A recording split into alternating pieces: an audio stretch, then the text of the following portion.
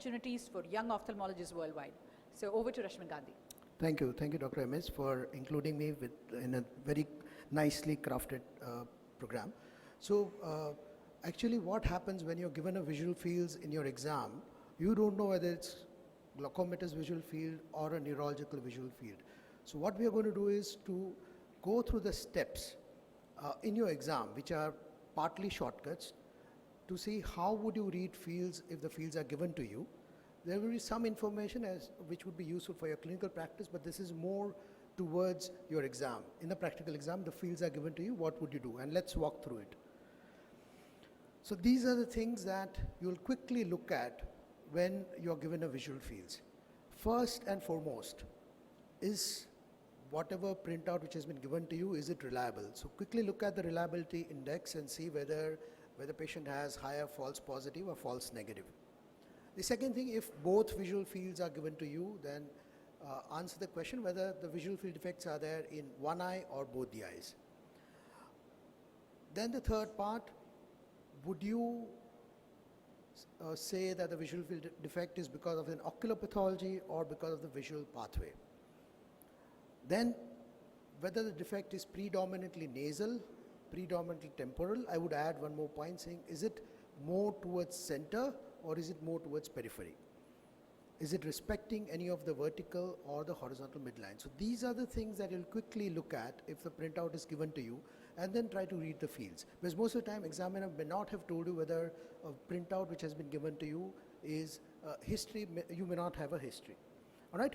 So with this, let's look at some examples. Now let's assume that reliability criteria, this field is reliable. So first thing first, unilateral or bilateral? It's bilateral, right?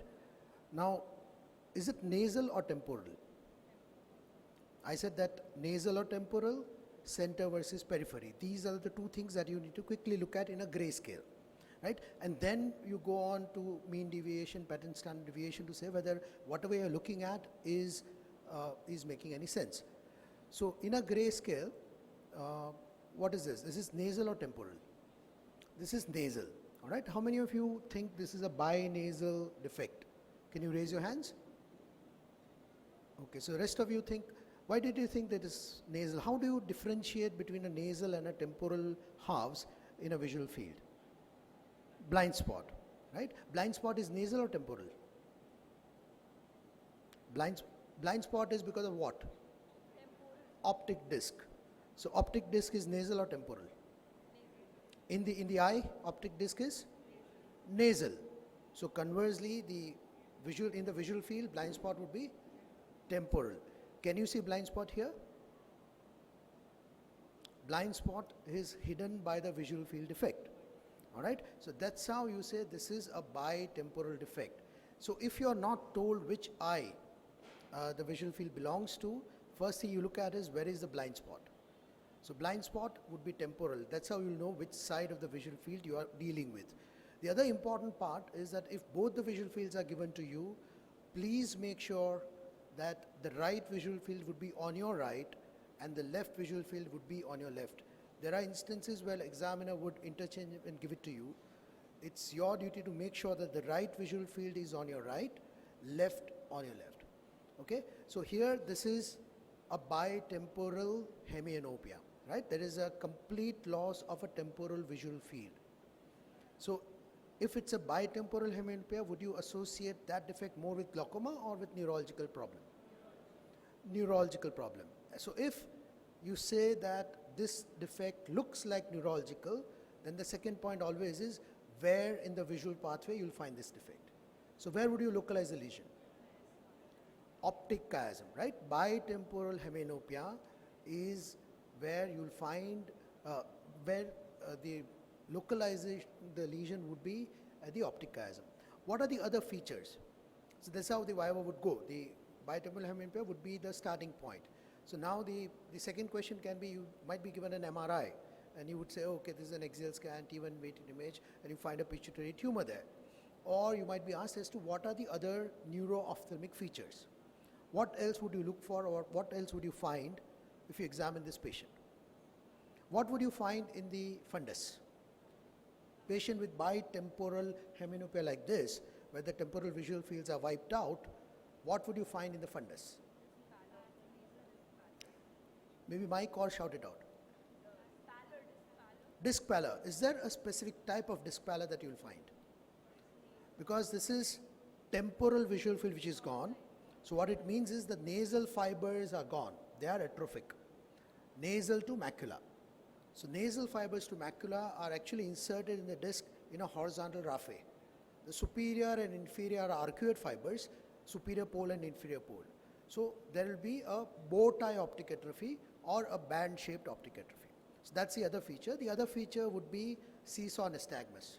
So if you are given these fields, first right on your right, left on your left, you have you know that this is a bitemporal defect respecting a vertical midline, localizing lesion to optic chiasm. Other features can be bow tie optic atrophy or seesaw nystagmus. So this is a MRI. Okay, let's read at this field. So again, right on your right, left on your left.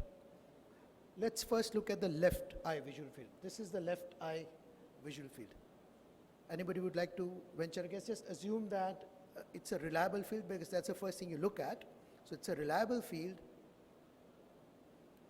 Predominantly defect is where? Nasal or temporal? This defect is the most impressive defect here. So where is the predominant defect? Nasal or temporal? Temporal, because you see a blind spot here. Blind spot is always temporal. So a predominant defect in the temporal visual field. Is it respecting a vertical midline? A sort of. You know, in the real life, it may not be as clear-cut as what you saw in the first picture. So you can say that the predominant impressive visual field defect is respecting a vertical midline with a little bit of spillover. So that's about the left eye. Superotemporal visual field defect, which is respecting a vertical midline. What about this eye? This is the right eye. What do you see here? Is black or white? Is the printout appearing black or white? Grayscale? Black. Excellent. So what is this now? So when you see this kind of complete obliteration of visual field, in most instances it would have originated from the optic nerve. Please remember, optic nerve pathologies can cause following visual field defects. The most common would be arcuate scotoma or nasal step. That would be seen in nasal step or an arcuate scotoma are the visual field defects of which problem? Glaucoma, and which is a optic neuropathy where intraocular pressure is one of the risk factors. So optic nerve pathologies can have following visual field defect: arcuate scotoma or nasal step, which are commonest, central scotoma, centrocecal scotoma, enlargement of blind spot. Where would you see enlargement of blind spot? Papilloedema, right?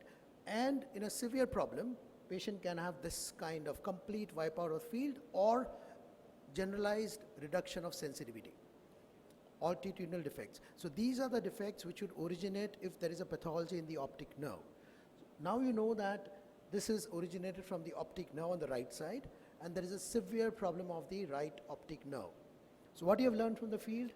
Severe problem of the right optic nerve, advanced visual field defect on the right side, and a superotemporal defect of the left side. Would you say, is this glaucoma or is this neurological? This, mind you, can be glaucoma. In a very advanced glaucoma, you can have a complete black field, right? But please remember, the center is affected last in glaucoma. You'll generally have a peripheral defect which will keep constricting. Patient can still have 6/9 vision, but a very small island of vision. So this can be glaucoma. What about here? Predominantly temporal defect generally would be neurological. Glaucomatous visual field defect would start from here and then would break up here or here. All right, so it will start from the opposite side of a blind spot and would go up and down, causing a superior or inferior arcade scotoma. So here, if it's a predominantly temporal defect, you know this is again a sign of a neurological problem. Optic nerve one side, supratemporal defect on the other side. This is an example of a junctional scotoma. Again, a feature which would you see in chiasmal compression or a chiasmal disease.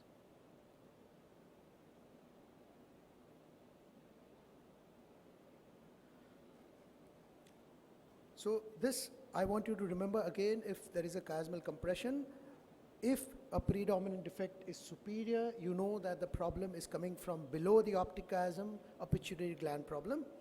If the visual field defect, which is predominantly temporal and is starting from inferior visual field, you know that the chiasma is getting compressed from above. The example would be craniopharyngioma. Another example of, again, a junctional scotoma. See, the left eye optic nerve is completely gone. Right eye, this is a supratemporal defect. This is a blind spot, a supratemporal defect. These are the causes of chiasmal compression, where you will find either a junctional scotoma or a bitemporal hemianopia. The reason I spend a lot of time here is that this is the commonest visual field defect in neurology that you will get, number one. And number two, this is the commonest misdiagnosis of NTG is pituitary tumor. So people who have been treated as normal tension glaucoma, after 6 or 8 months you realize that, oh, it's not matching the clinical picture. You do MRI and you find that patient has actually a pituitary tumor. So you have to remember that predominant temporal visual field defect, you're probably looking at a neurological problem. What about here? Respecting a vertical midline? Yes. Now here you can see the blind spots. So this is binasal hemianopia. Generally comes from the eye. Binasal hemianopia, though it is an hemianopia, but 75% of these patients would have some eye problem as mentioned here. What do you think is happening here? Which eye is this? Right or left eye? Right eye, very good. Visual field defect respecting a midline, horizontal midline? Yes. Is there a predominance of a problem? You can say yes, more dense on the nasal side, but it's equally there on the temporal side. So if you ignore this, then you can say this is a dense inferior arcuate scotoma. The point against it would be that it is approaching a center, which is rare in glaucoma. In glaucoma, it would have gone like this. Okay, so here it is going to the center. There is a spillover, a dense spillover to the temporal side, and then you have a disc picture where you can correlate the two and tell me the diagnosis. What do you think you are dealing with? AION, and this field defect is called? Altitudinal visual field defect. Absolutely right. So this is a blind spot, right eye, temporal side, nasal side.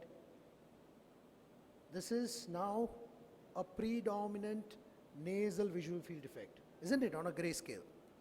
It is affecting the center, but it has started from here.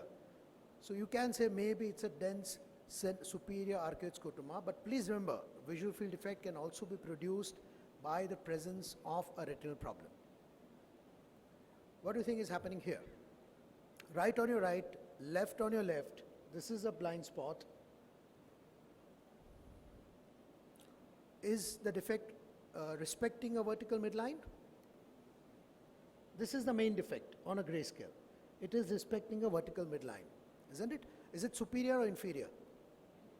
Superior or inferior? Superior or inferior? The most impressive visual field defect is superior or inferior? Nasal. So this is the most impressive visual field defect. This is a nasal quadrant. This is a temporal quadrant. So what do you think is happening here? And they look alike. They're looking similar. So this is homonymous hemianopia because it's on one side. Which side? Left side. It's on your left. So left homonymous hemianopia, but it's more only in the inferior quadrant. So patient has left inferior quadrantopia.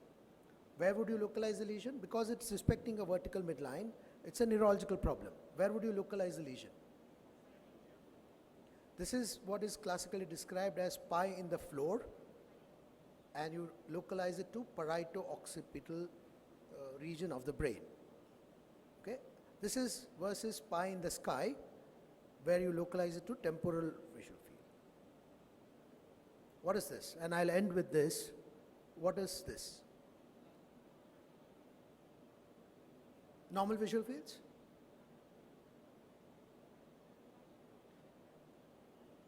So this is, generally blind spot would be like this. You can see a little line here. So the blind spot has become bigger than, this is how enlarged blind spot will look like, and as somebody mentioned, it's seen in bitemporal hemianopia.